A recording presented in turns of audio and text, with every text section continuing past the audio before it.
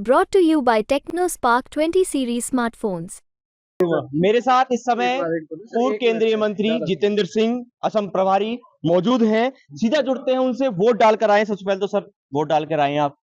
बिल्कुल। क्या संदेश देना चाहेंगे प्रदेश देश की जनता को?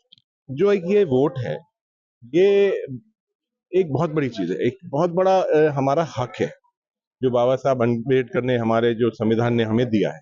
और ये एक एक वो जो वोट है, ये हमारी जिंदगी के साथ साथ पूरे देश की दिशा तय करने वाला है। तो इसलिए ये बहुत वोट महत्वपूर्ण है। मैं निवेदन करता हूं कि ज्यादा से ज्यादा हमारे सभी लोगों को वोट भी डालना चाहिए। और जिस तरह की झूठी सरकार ये चल रही है, जिसने गारंटी गारंटी बोल बोल कर उल्टे अपने वोट घटाती है, जितनी बार भी गारंटी का नाम लेते हैं उतने वोट घट जाते हैं। कांग्रेस ने कहा ये हमारी गारंटी है, वोट चुराया था इन्होंने।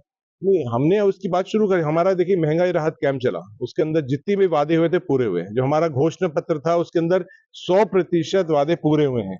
अब उनने भी ये गारंटी शब्द लेकर और सोचा कि कांग्रेस का जो गारंटी का जो शब्द है वो लोग मानते हैं, तो हम ही इसको क्यों ना मान लें।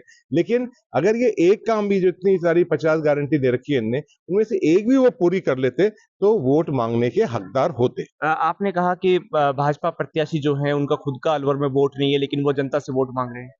ये बहुत दुर्भाग्य की बात है कि आज मैंने अपना वोट डाला है, हमारे बहुत सारे साथी हैं जो अपने वोट डाल रहे हैं, अलवर की जनता वोट डाल रही है, लेकिन आज माननीय भूपेंद्र यादव जी का वोट ही नहीं है।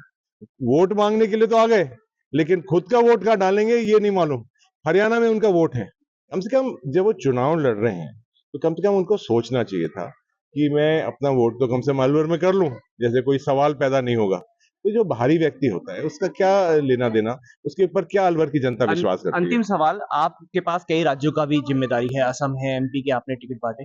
पूरे देश में किस तरह की स्थिति, कितनी सीटें पे कांग्रेस राइज करती हुई नजर आ रही है? देखिए, मैं पूर्ण रूप से मैं कह सकता हूं कि जो एक माहौल पूरे देश के अंदर बना है, वो एक ऐसा माहौल मैंने कभी भी नहीं देखा।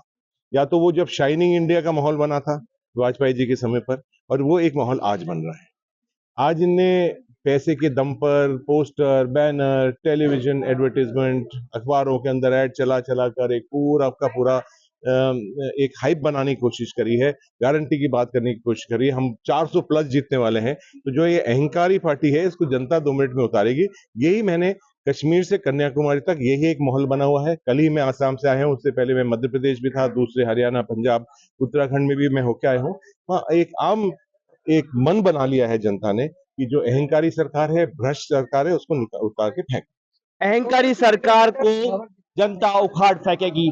ये तो जनता के ऊपर फर्क पता चलेगा कि जनता क्या फैसला लेती है, और वो मतगणना के बाद पता चलेगा। लेकिन अभी कांग्रेस के नेता और ये जिनसे हमने बात की, पूर्व केंद्रीय मंत्री जितेंद्र सिंह, जिनके पास असम, मध्य प्रदेश सहित कई राज्यों का प्रभार है, उनका साफ तौर पर कहना है कि जनता कांग्रेस को पसंद कर रही है और पूरे देश में कांग्रेस के प्रति माहौल बन रहा है।